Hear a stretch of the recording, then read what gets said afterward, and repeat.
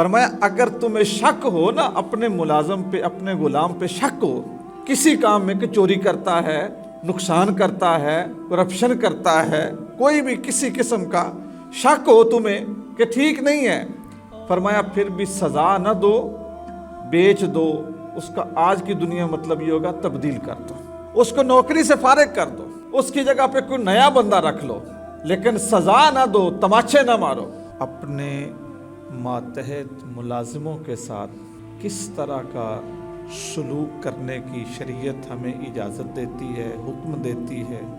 اور ہماری تربیت کس انداز میں کرتی ہے۔ شاید ہی دنیا میں کوئی شخص ایسا ہو کہ جس کے ماتحت کوئی بندہ نہ ہو، اور کچھ ہو یا نہ ہو، بیوی، اولاد، یہ تو اس کے ماتحتی میں اور اس کی سرپرستی میں ہر صورت آتے ہیں۔ اسی طرح جانور جو گھر میں رکھے ہوتے ہیں پالتو، اور وہ جانور جو رکھے ہوتے ہیں کھیتی باڑی کے لیے، دودھ اور گوشت کے لیے، وہ انسان کی سرپرستی میں ہیں، جاندار ہیں۔ کہ رسول اللہ صلی اللہ علیہ وسلم کی شریعت نے اس رشتے اور اس تعلق کو نبھانے کے لیے ہمیں کیا رہنمائی ارشاد فرمائی ہے، کیونکہ جو انسان کے نامہ اعمال میں قیامت کے دن سب سے بڑی نیکی ہوگی وہ اس کے اخلاق کی خوبصورتی ہے، اس کا اخلاق کیسا ہے۔ اور اخلاق کی ابتدا ان لوگوں سے ہوتی ہے جن لوگوں کے ساتھ ہمارے روزانہ کے مراسم ہوتے ہیں، ذمہ داریاں ہوتی ہیں، تعلق ہوتا ہے، لین دین ہوتا ہے، حساب کتاب ہوتا ہے۔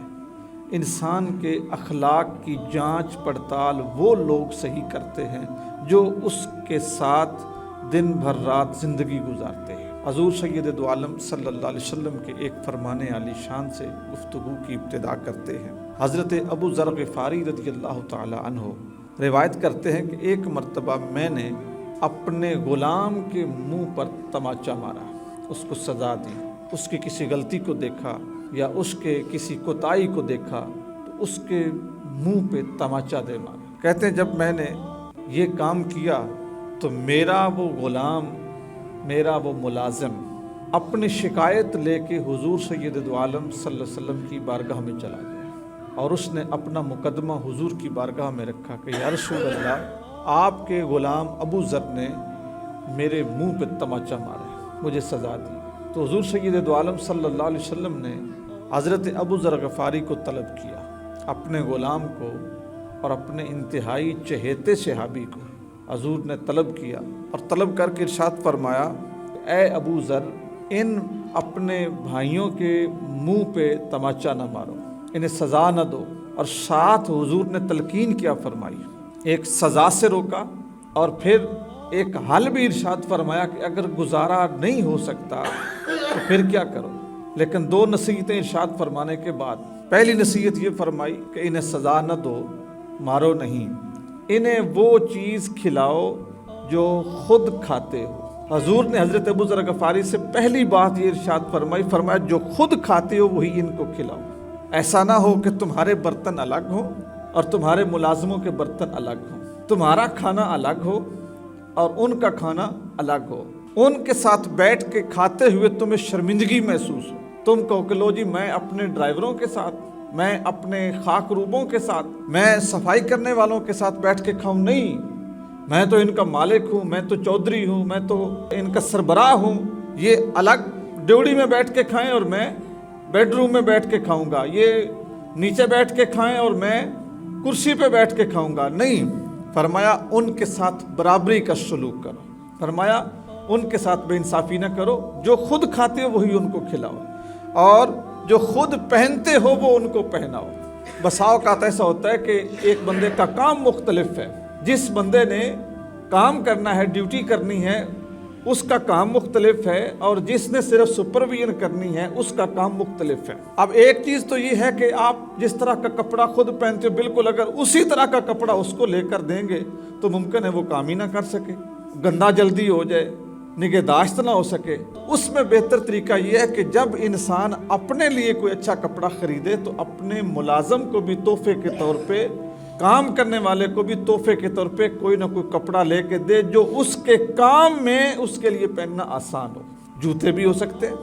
टोपी, मफलर, कोटी, सूट, बुनैन, दस्ताने, हेलमेट, ठीक है,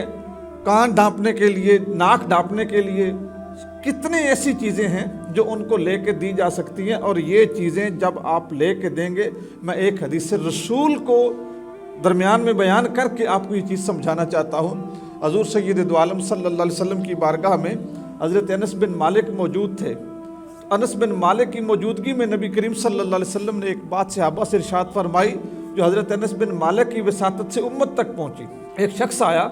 और उसने पूछा, या रसूल अल्लाह सल्लल्लाहु अलैहि वसल्लम, मैं सदका करना चाहता हूँ, मेरा सबसे बेहतरीन सदका क्या है? हज़ूर रहमत सल्लल्लाहु अलैहि वसल्लम ने फरमाया, बेहतरीन सदका ये है कि तुम अपने बीवी बच्चों के मुंह में रिज़्क़ हलाल का निवाला रखो, ये सबसे बेहतर सदका है। मतलब इससे क्या निकला कि उनका पहला हक है, उनको खिलाओ। उनके साथ ही वो लोग हैं जो आपके घर में, आपकी फैक्ट्री में, आपके दफ्तर में, आपकी मिल में, आपके डेरे पे जो काम करते हैं, वो भी उनके साथ हैं। अगर आप कोई अच्छा कपड़ा या अच्छा सामान लेके उनको देंगे तो ये भी सदक़े में आएगा कि इसने एक इंसान की ज़रूरत को पूरा किया और उसके लिए काम को आसान किया। इसके बाद हुज़ूर अकरम सल्लल्लाहु अलैहि वसल्लम ने इरशाद फरमाया, ए अबू ज़र, ये जो तुमने तमाचा मारा है ना, तुमने नाराज़ होके मारा है, गुस्से में आके मारा है। फरमाया, अगर तुम्हें शक हो ना अपने मुलाजम पे, अपने गुलाम पे शक हो किसी काम में कि चोरी करता है, नुकसान करता है, करप्शन करता है, कोई भी किसी किस्म का शक हो तुम्हें कि ठीक नहीं है, फरमाया फिर भी सज़ा न दो, बेच दो उसका। आज की दुनिया मतलब ये होगा तब्दील कर दो, उसको नौकरी से फारिग कर दो, उसकी जगह पे कोई नया बंदा रख लो, लेकिन सज़ा ना दो, तमाचे ना मारो। हज़रत अबू ज़र ग़िफ़ारी कहते हैं कि जैसे नबी करीम सल्लल्लाहु अलैहि वसल्लम ने मुझे ये नसीहत फरमाई, उसके बाद मैंने सारी ज़िंदगी अपने किसी गुलाम को उसके नाम को भी उल्टा करके नहीं बुलाया कि हुजूर ने मुझे डांटा है। और किस वजह से डांटा है? गुलाम मुलाजम के साथ उसने सलूक करने की बुनियाद पे।